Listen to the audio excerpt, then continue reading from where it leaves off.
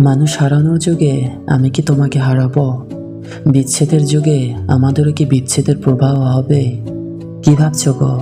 মানুষ হারানোর যুগে আমি হব ওই মানুষ যার উদাহরণ হবে বিরল।